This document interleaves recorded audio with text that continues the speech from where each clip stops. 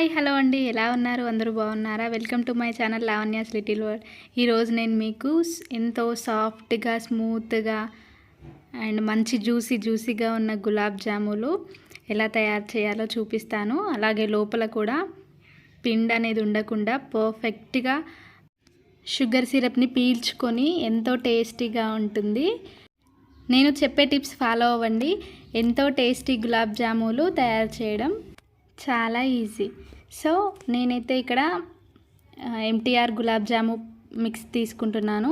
మీరు ఏదైనా తీసుకోవచ్చు. ఒక బౌల్లో వేసుకోవాలి. అది 2 కప్స్ ఉంది. ఇప్పుడు కొద్దిగా వాటర్ వేస్తూ గులాబ్ జాము పిండిని కలుపుకోవాలి. చపాతీ పిండిలాగా గట్టిగా ప్రెస్ చేస్తూ కలపకూడదు. అలా కలిపితే పిండిలో ఉన్న ఎయిర్ గ్యాప్స్ అనేవి పోయి పిండి గట్టిగా అవుతుంది. గులాబ్ జాము చేసినప్పుడు మధ్యలో ఉండలాగా ఉంటుంది. నేను ఇక్కడ గులాబ్ జాము పిండికి 1 స్పూను నెయ్యిని యాడ్ చేసి కలుపుకుంటున్నాను. నెయ్యి అనేది ఆప్షనల్, మీకు నచ్చితే వేసుకోవచ్చు, లేదంటే స్కిప్ చేసుకోవచ్చు. పిండి మొత్తం అంతా కలిపిన తర్వాత ఒక 10 నిమిషాలు పిండికి రెస్ట్ అనేది ఇవ్వాలి. సో నేను ఇక్కడ మూత పెట్టి ఒక 10 నిమిషాలు పక్కన పెడుతున్నాను. ఇప్పుడు స్టవ్ ఆన్ చేసుకొని ఒక ప్యాన్ పెట్టుకొని అందులో నేను ఒక 1.5 కప్ షుగర్ వేసాను. 1.5 కప్ షుగర్కి 1.5 కప్ వాటర్ వేసి షుగర్ సిరప్ అనేది రెడీ చేసుకుంటున్నాను.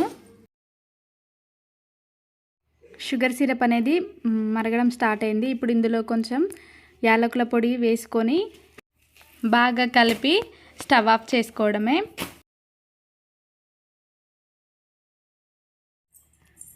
సో ఇప్పుడు పిండిని మూత తీసి ఒకసారి చూసుకుందాం. బాగా తడిసింది. ఇప్పుడు కొంచెంగా తీసుకొని చిన్న రౌండ్ బాల్స్ లాగా చేసుకోవాలి. గట్టిగా ప్రెస్ చేస్తూ బాల్స్ అనేవి చేయకూడదు. పిండిని గట్టిగా ప్రెస్ చేస్తూ రౌండ్ బాల్స్ చేయడం వల్ల పిండి అనేది గట్టిపడి లోపలి వరకు షుగర్ సిరప్ అనేది పోదు. అందులో ఉన్న ఎయిర్ గ్యాప్స్ అనేవి పోతాయి. సో ఇప్పుడు మొత్తం అంతా పిండిని రౌండ్ బాల్స్ లాగా నీట్గా చేసుకోవాలి. పైన క్రాక్స్ ఉంటే మనం ఫ్రై చేసేటప్పుడు పగుళ్ళు వస్తాయి. సో నీట్గా ఉండేలాగా చూసి రౌండ్ బాల్స్ లాగా చేసుకోవాలి. ఇప్పుడు స్టవ్ ఆన్ చేసుకొని ప్యాన్ పెట్టుకొని అందులో డీప్ ఫ్రైకి సరిపడా ఆయిల్ వేసుకోవాలి. ఆయిల్ వేడయిందో లేదో ఒకసారి చెక్ చేసుకున్న తర్వాత మనం రెడీ చేసి పెట్టుకున్న గులాబ్ జాము బాల్స్ అనేవి ఒక్కొక్కటిగా అందులోకి వేయాలి. వేయగానే వాటిని కదిలించకూడదండి. కొద్దిసేపు అలాగే ఉంచాలి. 1 నిమిషం పాటు వాటిని అలాగే ఉంచిన తర్వాత మెల్లమెల్లగా కదుపుతూ మొత్తం ఒకే విధంగా కలర్ వచ్చేలాగా, మంచి గోల్డెన్ బ్రౌన్ కలర్ వచ్చేలాగా ఫ్రై చేసుకోవాలండి.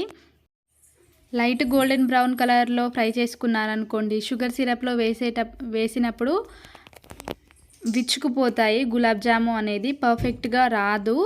సో మంచి డార్క్ గోల్డెన్ బ్రౌన్ కలర్ వచ్చేదాకా వాటిని తిప్పుతూ కలుపుతూ మంచిగా ఫ్రై చేసుకోవాలి. ఈవెన్గా అన్ని దిక్కులా ఫ్రై అయ్యేలాగా ఫ్రై చేసుకోవాలి. మంట అనేది మీడియం ఫ్లేమ్లో పెట్టి ఈవెన్గా ఫ్రై చేసుకోవాలి అన్నీ. సో గులాబ్ జాము అనేవి మంచి కలర్ వచ్చాయి కదా. ఇప్పుడు డిష్ అవుట్ చేసుకోవడమే. చూడండి, ఒక్క క్రాక్ కూడా లేకుండా ఎంత నీట్గా వచ్చాయో. ఇప్పుడు గోరువెచ్చగా ఉన్న పాకంలో మనం డీప్ ఫ్రై చేసుకున్న గులాబ్ జాము బాల్స్ అనేవి వేసుకోవాలి. ఇప్పుడు అరగంట నుంచి 1 గంట పాటు వాటిని అలాగే వదిలేయాలి. తర్వాత చూసారు కదా, ఇప్పుడు షుగర్ సిరప్ని పీల్చుకొని ఎంత బాగా రెడీ అయ్యాయో గులాబ్ జాములు అనేవి. అంతేనండి, గులాబ్ జాములు రెడీ అయిపోయినట్టే. ఇప్పుడు మీకు నచ్చిన విధంగా కొద్దిగా డెకరేట్ చేసుకుంటే సరే. పిల్లలు చాలా ఇష్టంగా తింటారు, అలాగే పెద్దలు కూడా ఎంజాయ్ చేస్తారు. సో గాయ్స్, నా వీడియో కనుక మీకు నచ్చినట్లయితే లైక్ చేయండి, షేర్ చేయండి, నా ఛానల్ని సబ్స్క్రైబ్ చేయండి.